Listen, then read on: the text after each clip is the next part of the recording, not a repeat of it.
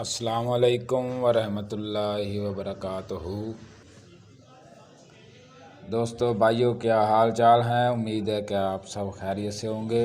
اللہ تعالیٰ آپ کو اپنے حفظ و امان میں رکھے اور ہر بلا مصیبت سے محفوظ رہے۔ 2 دن ویڈیو نہیں بنائی کیونکہ میں کام میں مصروف ہوتا ہوں، اس لیے ٹائم بھی نہیں ملتا۔ آج دوستوں کے لیے، بھائیوں کے لیے میں ایک نیا فارمولہ لے کر آیا ہوں کہ شنگرف کے بارے میں معلومات۔ شنگرف میں جو پارا ہوتا ہے وہ قیم النہار ہی ہوتا ہے، اس کو قیم نہار نہیں کرنا پڑتا، یہ آپ دوستوں کو پتہ ہونا چاہیے۔ اب ہم بات کرتے ہیں شنگرف کے بارے میں کہ آج کل جو ہے مصنوعی شنگرف بھی آ رہی ہے، اس لیے لوگ کہتے ہیں کہ شنگرف جو ہے کام نہیں کرتی۔ یہ نہیں کہتے کہ ہم میں کچھ کمی آ گئی ہے، ہمیں چیزوں کی پہچان نہیں ہے، اور بنانے والے اور بتانے والے جو ہیں کہتے ہیں کہ انہوں نے صحیح بتایا نہیں ہے اور ہمارا کام بھی صحیح نہیں ہوا۔ آپ پہلے چیزوں کو اچھی طرح سمجھ لیں تو پھر اس کام کو کریں احتیاط سے۔ اس میں بہت ہی احتیاط کی ضرورت ہوتی ہے، تھوڑی سی غلطی سارے فارمولے کو خراب کر دیتی ہے۔ پھر آپ کہتے ہیں کہ ہمارا فارمولہ صحیح بنا نہیں ہے، یہ انہوں نے غلط بتایا ہے۔ اس لیے میں آپ دوستوں کو بتا رہا ہوں کہ جو چیز لیں اسے اچھی طرح دیکھ کر پہچان کر لیں، ورنہ مصنوعی چیزیں بھی آ رہی ہیں مارکیٹ میں، پھر آپ کہیں گے کہ ہم نے تو چیزیں لے کر بنائی لیکن اس سے تو کچھ فائدہ نہ ہوا۔ اصل پہچان جو ہے، اصل چیز کی اصل پہچان ہونا ضروری ہے۔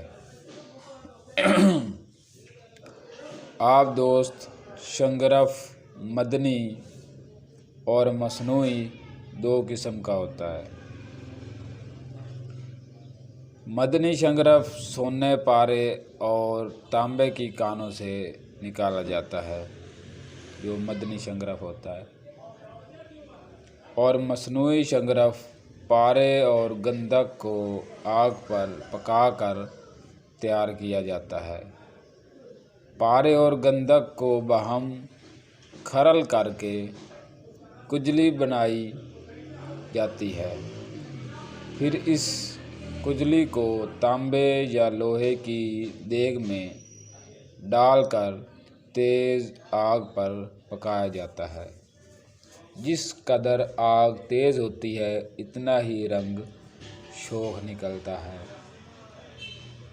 جس برتن میں اسے پکاتے ہیں وہ چند بار کے عمل سے خستہ ہو کر آئندہ کے لیے قابل استعمال نہیں رہتا۔ اس وقت اسے توڑ کر کام میں لاتے ہیں۔ اس کا نام سنگ راسخ یا سنگ راسخت ہوتا ہے، جو بہت جگہ کا کام آتا ہے۔ تانبے کا سنگ راسخ بہت زیادہ کام کی چیز ہے۔ اب ہم بات کرتے ہیں کہ مصنوعی شنگرف اور مدنی شنگرف کی۔ شنگرف ایک ہوتی ہے رومی، ایک ہوتی ہے کاٹھا۔ مطلب کہ ایک شنگرف رومی ہوتی ہے اور ایک شنگرف کاٹھا ہوتی ہے۔ ان دونوں میں قیمتی کون سی ہے، یہ آج ہم آپ کو بتائیں گے۔ جو شنگرف رومی ہے یہ اعلیٰ قسم کی ہے کیونکہ اس میں پارے کی مقدار زیادہ ہوتی ہے، اس لیے اس کا رنگ شوخ اور وزن بھی زیادہ ہوتا ہے۔ مگر رومی کو ناگ منسی بھی کہتے ہیں۔ آپ نے کئی جگہ سنا ہوگا راگ منسی کا نام، तो रागमंसी ये संग्रह है, बहुत इसमें पारा होता है और पारा जब कायम होकर किसी चीज़ को लगता है तो फिर उसे भी सोना बना देता है। अब हम बात करते हैं संग्रह काठा। संग्रह काठा में पारा कम होता है। मदनी संग्रह से निकाला हुआ पारा बकौल कैम उल नहार होता है। पारा कैम उल नहार होता है जो मदनी संग्रह से निकाला जाता है। इस तरह आप देख लें कि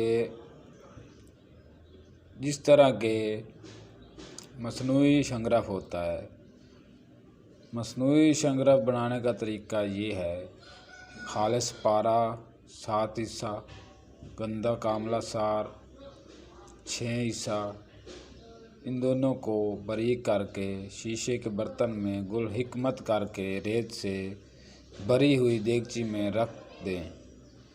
फिर रेत वाली देगची के नीचे आग जलाएं। जब शदीद गर्म हो जाए तो आग बंद कर दें। सर्द होने पर निकालें तो शीशी में संग्रह सुर्ख मिलेगा। अब हम आपको असली संग्रह की पहचान बताते हैं। असली संग्रह जो होता है वो होता है सुर्ख रंग और वजनी पत्थर सा होता है, जिसे बाज़ लोग सुर्ख रंग की गंदा ख्याल करते हैं।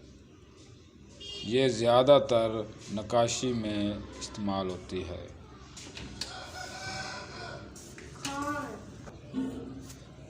दोस्तों, ये संग्रह जहर होती है, इससे बचा भी जाए। ये ना हो कि आप इसको पकाएं या इस्तेमाल में लाएं तो इसका जहर भी आपको नुकसान पहुंचा सकता है। अगर आपको इसका जहर चढ़ जाए तो इसका इलाज ये है कि इसकी समेत डोर करने के लिए कह गिराने के बाद मरगन शोरा, मतलब कि कह जिसको इसका असर हो जाए जहर का, उसको पहले कह कराएं, जिसको पंजाबी में उल्टी कहते हैं। करा के फिर रोगन बादाम, मक्खन और दूध पिलाएं। अतबाए यूनान से इसे दाखिली तौर पर बहुत कम इस्तेमाल कराते हैं, अलबत्ता खारजी इस्तेमाल में कोई कबात महसूस नहीं करते। इस तरह आप इसकी जहर से भी बचा जा सकता है। इसलिए इस काम को करने में एहतियात ज़रूरी है। आगे मैं आपको और मालूमात दूंगा जो मेरे कीमियागर भाई को नहीं पता कि संग्रह को इस्तेमाल किस तरह करना है, या पारे को या गंधक को। तो मेरे भाई ये आप याद रख लें, पारे को अगर आप इस्तेमाल कर रहे हैं, गंधक को इस्तेमाल कर रहे हैं, संग्रह को कर रहे हैं, नीले थोथे को कर रहे हैं, जो चीज़ भी आप इस्तेमाल कर रहे हैं उसको पहले साफ़ कर लें, फिर उसको इस्तेमाल में लाएं, तभी उसका पूरा असर होगा।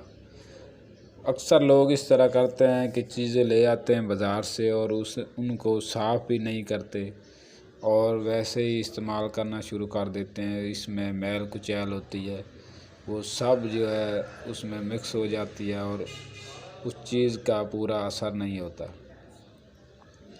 ये नहीं कि आप उसको पानी से धोएं। इसका तरीका मैं अगली वीडियो में बताऊंगा कि किसी चीज़ को भी आप अगर इस्तेमाल कर रहे हैं तो उससे पहले साफ़ करें, और साफ़ करने का तरीका मैं आपको बता दूंगा। ठीक है दोस्तों, मिलते हैं अगली वीडियो में। तब तक के लिए अपना ख्याल रखें। अल्लाह हाफिज़। अगर दोस्त मेरे चैनल पर नए हैं तो जल्दी से चैनल को सब्सक्राइब कर लें, शेयर और लाइक भी कर दें। अगली आने वाली वीडियो का नोटिफिकेशन आप तक जल्द से जल्द पहुंच सकेगा। अल्लाह हाफिज़।